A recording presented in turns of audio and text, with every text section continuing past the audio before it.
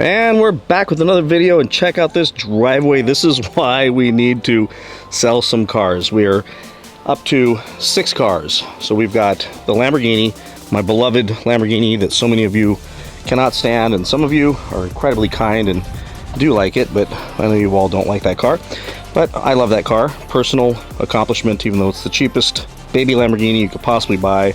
And she's old. I do love her.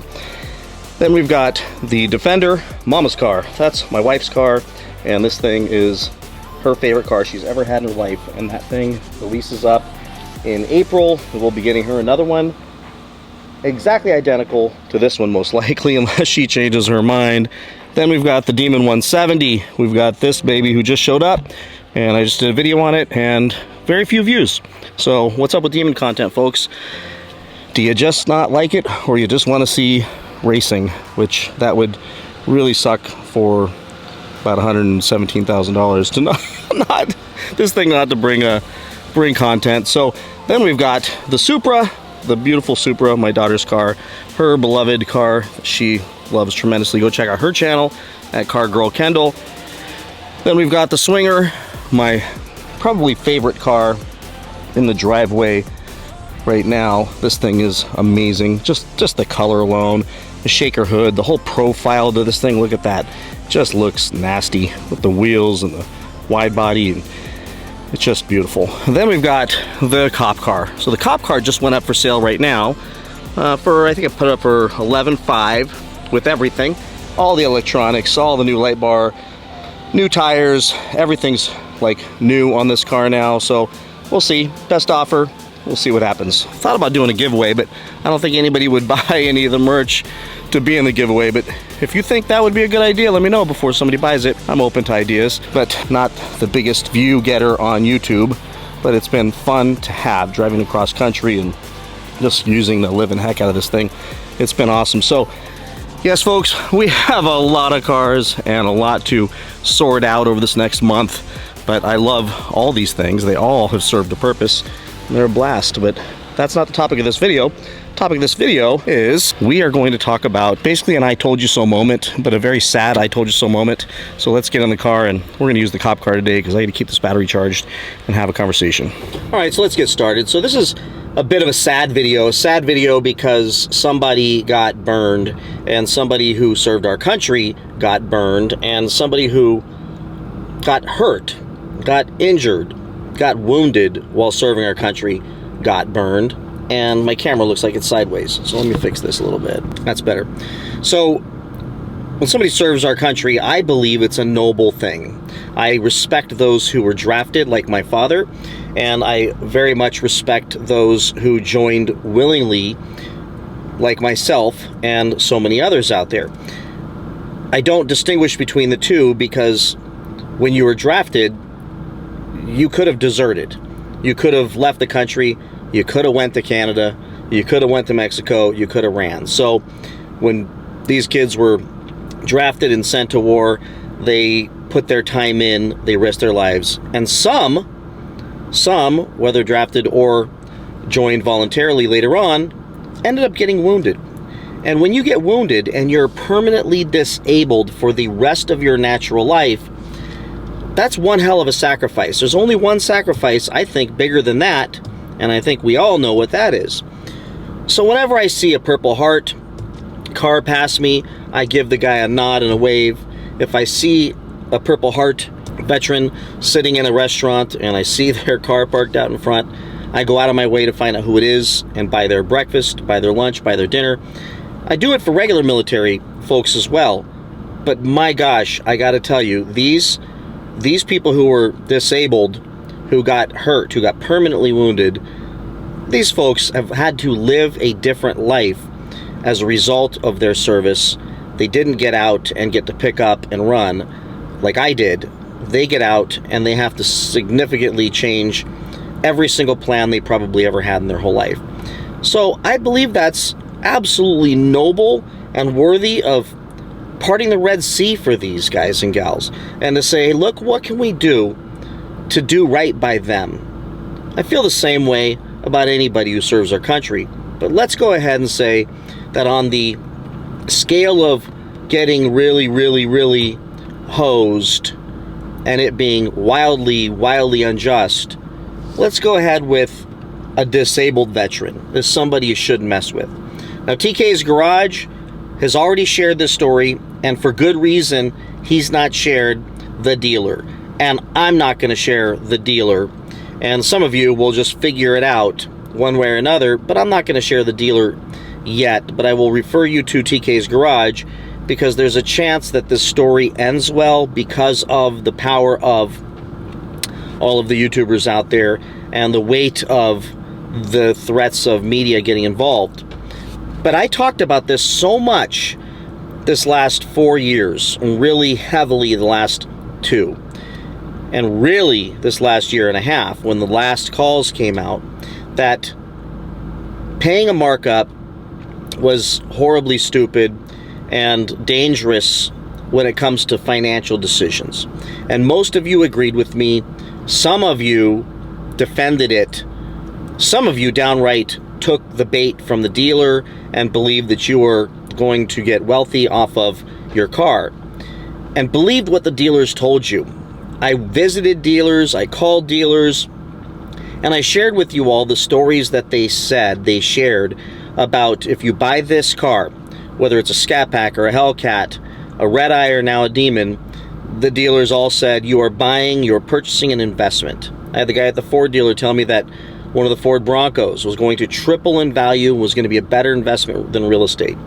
A few weeks ago, I had a car salesman who believed so much in markups that he wanted to debate me on a live interview on my channel. I told him that he'd be better off running headfirst into a buzzsaw than to come and try that move, and he went missing in action after that.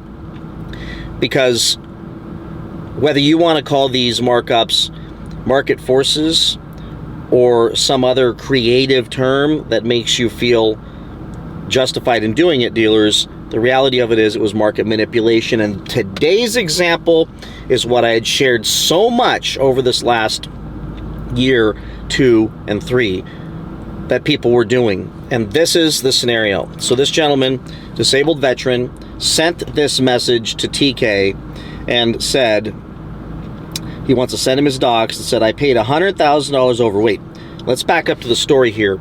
This guy goes in to a Dodge dealership to buy a Scat Pack, and the salesperson says, you should buy this Demon 170 because it's going to be an investment.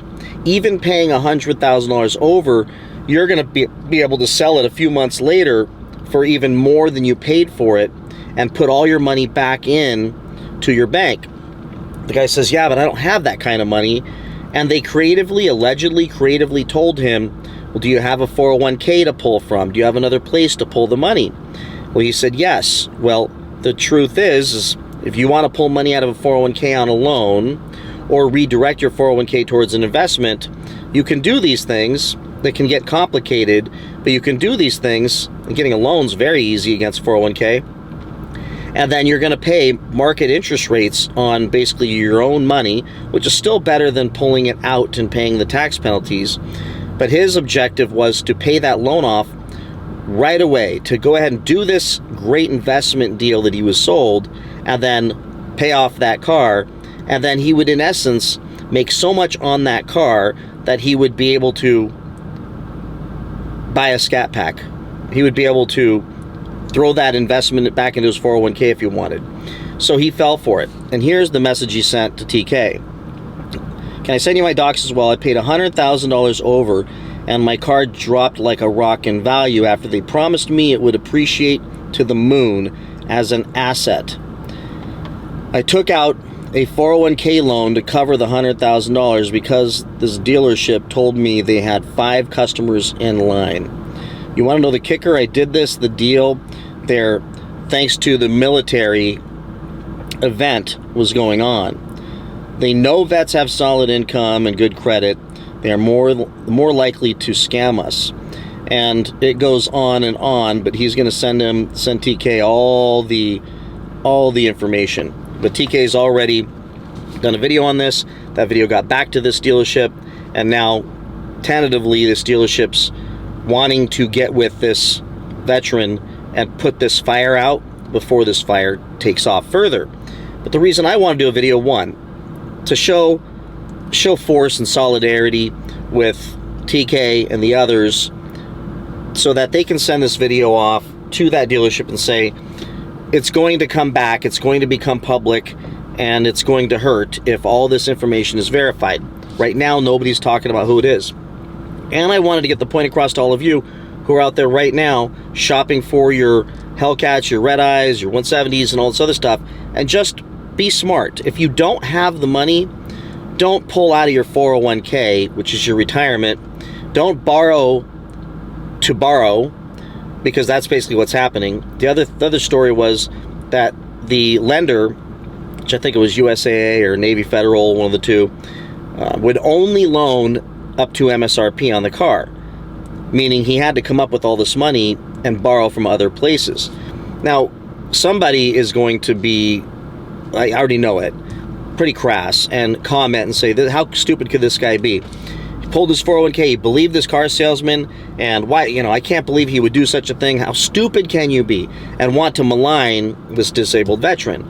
I'm not here to measure IQs or to malign this guy. These dealers have convinced so many tens of thousands of otherwise intelligent people that these cars are going to go up in value based on a fairly logical premise that this is the last year, the last call, the last V8s, the last Hemis, the last L cars that are ever going to exist, and for that reason, they're going to go up. Logically, that would seem true. It would seem true. It's something that even really, really smart people could almost buy into. I'm just so ridiculously cynical when it comes to cars that I just couldn't get my head around it. I would rather be wrong and everybody get a bunch of money on their cars than be right in this situation. But I would rather be wrong and me lose all that appreciation, all these cars that I didn't buy with markups, than end up being right now and, losing money. So in the end, I'm glad they're going to try to work this out with this guy, but I really want to get the point across to you all. Don't pull money out. Don't borrow money. If you have the extra cash, you want to pay, you've got the money, you've worked your whole life, you're well off financially, it's not going to change your life whatsoever. That's kind of where I was with the whole demon thing and the Lamborghini thing. It's like we reached a place in my life in my early 50s that if I do these things, they're not going to hurt us. But 10 years ago, it would have been an unnecessary expense and unnecessary risk. Could I have done it? Absolutely. But it wouldn't have made sense, and I would have gotten in trouble, which I got in trouble anyways in the last recession. So now I know that these aren't going to affect me. If you're in that position and you want to pay a markup and you want to pay over and you want to get this coveted car, whether it be a 170 or a Red Air or something, go ahead and do it. But don't do it because the salesman told you it's a good idea. We're not talking about people who are licensed to give investment advice. That's why I believe there's some class action lawsuits that are likely to hit against a lot of these dealerships who have been selling these cars as investments. When you start to talk about future value of things that you're selling and making promises about that future value, you start to fall under some other guidelines when it comes to licensing in our country. You're not allowed to go out and sell investments without some kind of license. I can't sell real estate without a license. You can't sell 401k plans or 529s. You can't do these things without securities licenses. So these car salesmen are out there saying, well, I've got a car salesman license and I'm going to sell these cars as investments. No, these are highly speculative and highly volatile machines. So with that, everybody, just be smart out there. This poor guy got nailed, and yes, I get it. Some of you are going to say it's his fault, he should have known better. In the end, I don't know everything about the situation. What I do know is it was this manipulation. It was creating FOMO. It was getting in people's heads, and there are thousands. I've got tons of messages, probably 10, 15 messages from people who bought with the markup.